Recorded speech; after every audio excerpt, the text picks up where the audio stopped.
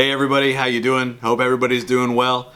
Welcome to 4th grade. This is a strange start to the year, I know. Hopefully sooner rather than later we'll be back in person, but until then we're still gonna have our normal art class, or as normal as we can do it. Usually in 4th grade we start the year off with a bunch of drawing, and I know you're probably saying, but we draw every year, Mr. Holiday, and that's true. But we focus on some skills, some techniques that you can learn that will help your drawings look more realistic than they ever have before. Now, I'm not expecting or thinking that any of us at the end of this short little 4th grade drawing unit that we have, I'm not thinking that any of us are going to be able to draw something that looks 100% like real life. I can't do that. So that's not what I mean. But what I mean is doing a couple things, a couple of skills, a couple of techniques that can make your drawings look even just a little bit more realistic.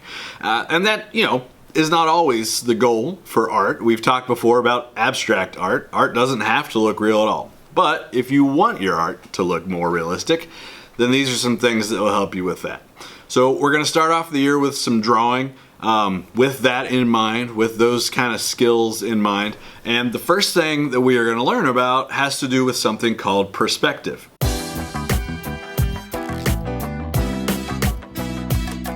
Now, perspective we've talked about probably a little bit in 3rd grade, maybe a tiny little bit before that. But just a quick reminder, perspective is how we see. If something is far away from us, it's going to look tiny. If something is close to us, it's going to look huge.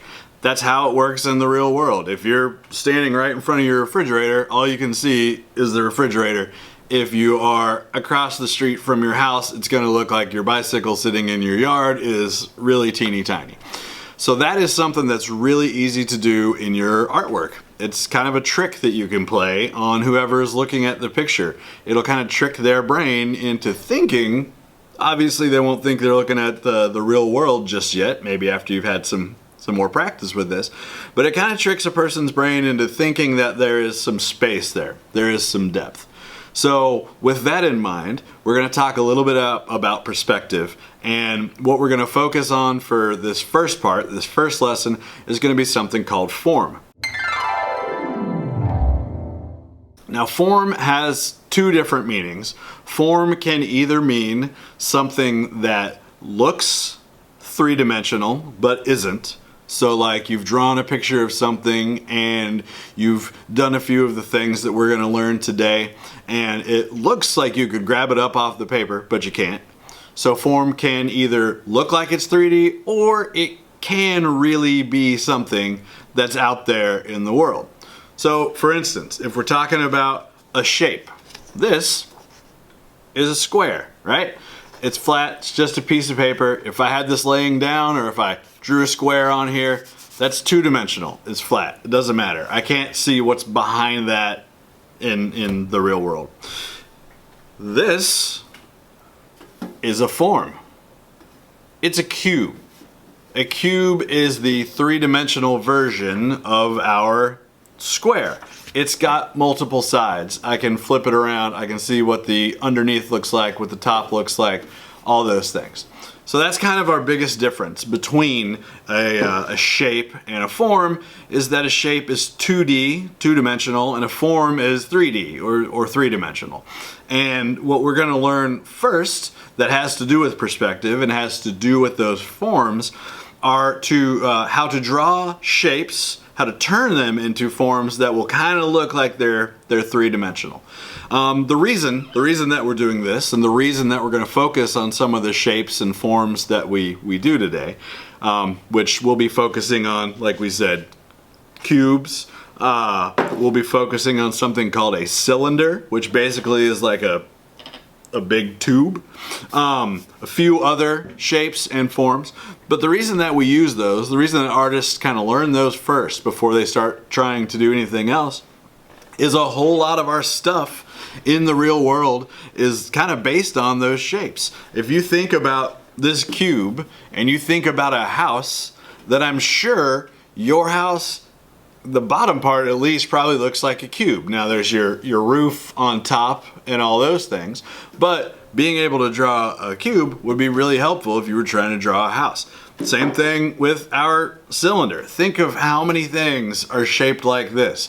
This water bottle is a cylinder with a tinier cylinder on top. So a lot of these shapes and forms that we're going to talk about are useful when you're trying to recreate something in the real world. So that's kind of all I have to say before we get started. Let's go ahead and let's get to drawing some stuff. All right, so today, like we said, we're going to talk just a little bit about shapes and forms and how we can basically turn a shape into a form and give it kind of the look of a three-dimensional form on our paper. Now there's many different ways to do that. We're going to learn kind of the first step today. Next time we're going to kind of move it on to the second step. So for today, you're going to need a piece of paper, you're going to need a pencil, and you're going to need a ruler or just something that can help you make a straight line.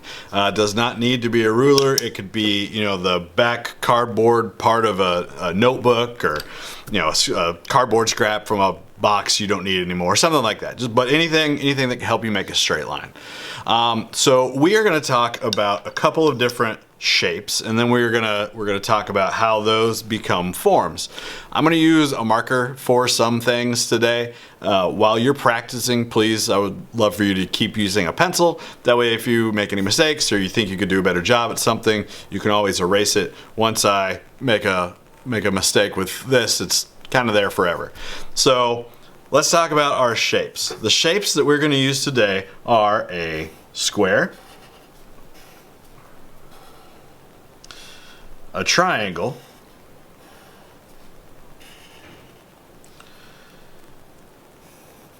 something we're going to call a cylinder in a minute, but for now, kind of looks a whole lot like a rectangle, and a circle.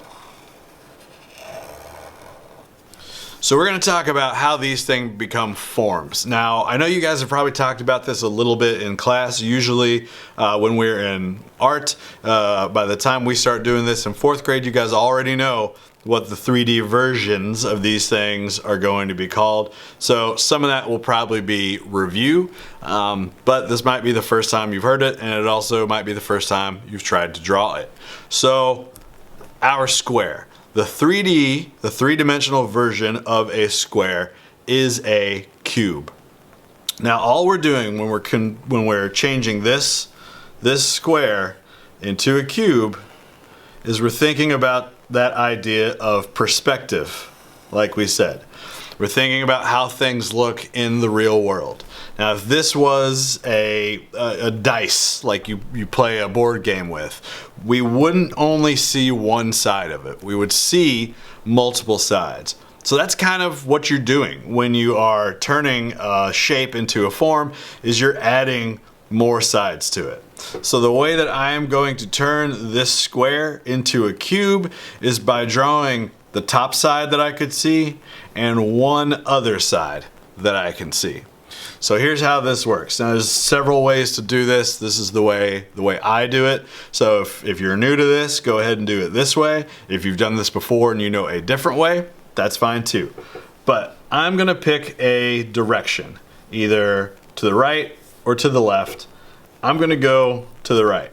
And I'm gonna start at this top corner, and I'm gonna draw a line that goes at a diagonal. So it's not going straight to the side, horizontal. It's not going straight up and down, vertical. It's going at an angle, which is diagonal. Now, since I want to be able to see my top when I'm done, I'm going to use this corner here, and I'm going to draw that same exact line coming out of this corner. I want it to be about as long as this one, and I want it to go in the same direction. Those are both very important things. Now the last thing I need to do to show my sides, since I wanted this side to be the one that showed up, is I'm going to do that same line again down here. Like that. Now all I need to do to finish up my cube is connect those lines that I just made together, like that. So now, instead of having a square in 2 dimension, I've got a cube in 3 dimensions, so we can see multiple sides. All right, we're gonna move on. We're gonna move on to our triangle. And remember, if I'm going too fast or anything, always guys, one of the good things about this being on a video is you can pause it, you can go back and look at something again if you need to. So, our triangle. It's gonna work a lot like that cube did. I'm gonna be turning it into a 3D form, and we're gonna call that a pyramid. So I start off with my triangle. I'm gonna think about kind of that same style of diagonal line that I used over here. I'm gonna draw it coming out like that. And then since there's not really, since I'm not making this top go back to show alongside, I want it to come right up to the top like a pyramid would. All I have to do is connect those two right there. And I've got my pyramid. All right, so the next one, which the 2D, two-dimensional version kind of would look like a rectangle. It's called a cylinder. Now, when you think of a cylinder, think of a cup, think of a water bottle, think of a can of soup or something. I'm gonna actually start with the top, but it's not gonna be a straight line on my cylinder. It's gonna be an oval.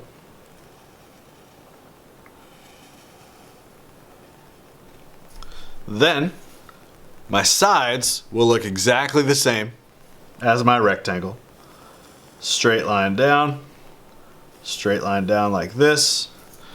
And for the bottom, if I made this line flat, perfectly flat, it wouldn't really have that three-dimensional kind of effect that we want. So it's really important, however you made your oval up here, this bottom side to your oval, you want to try and make that same line with that same curve right down here. So I'm going to connect those two with a line that curves as close to the bottom curve of that oval as I can. And there is my cylinder. All right, now the last one, it's kind of a trick question. The only way to redo this one involves shading. So I'm gonna go ahead and show you, but we're not really gonna work on shading, adding shadows to something until next time. But I am gonna go ahead and show you. So to turn my circle into the 3D version, which is a sphere, I am going to start with a circle. It's not a very good circle. And then I need to shade. And the reason you have to use shading instead of just making more lines is because a sphere is perfectly round. There's no lines, there's no edges. So when we look at a sphere, the only reason we would know if it's three-dimensional is we'd see a shadow somewhere. If I'm pretending that my light is coming from up here, then down here will be my dark sides. And I can add even just a little bit, doesn't have to look great, but even if I add just a little bit of shading down here, that'll sort of start to make it look like it's got that form, that 3D form. Can make it look like there's a shadow on the table if I want to, like that.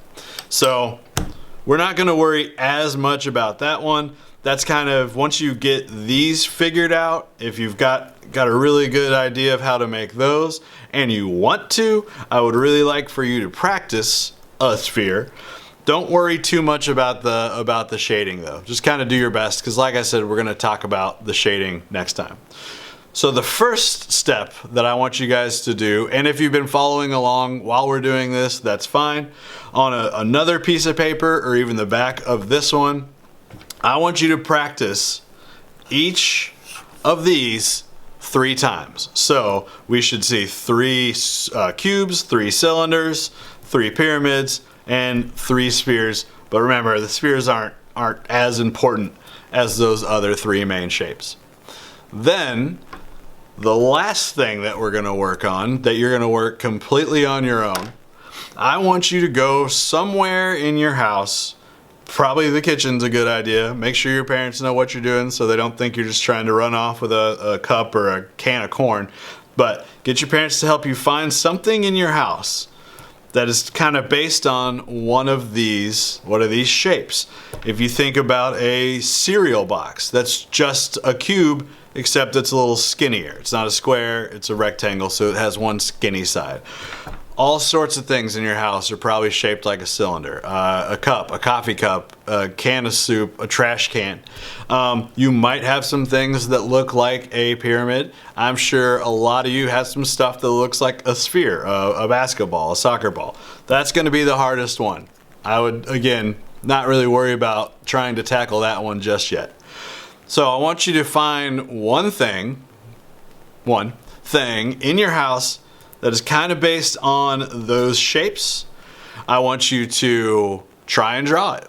That'll be on a new separate piece of paper. So if I was gonna try and find something that looked like a cylinder, maybe I would use that water bottle from earlier, and if I drew it, it would look something like this.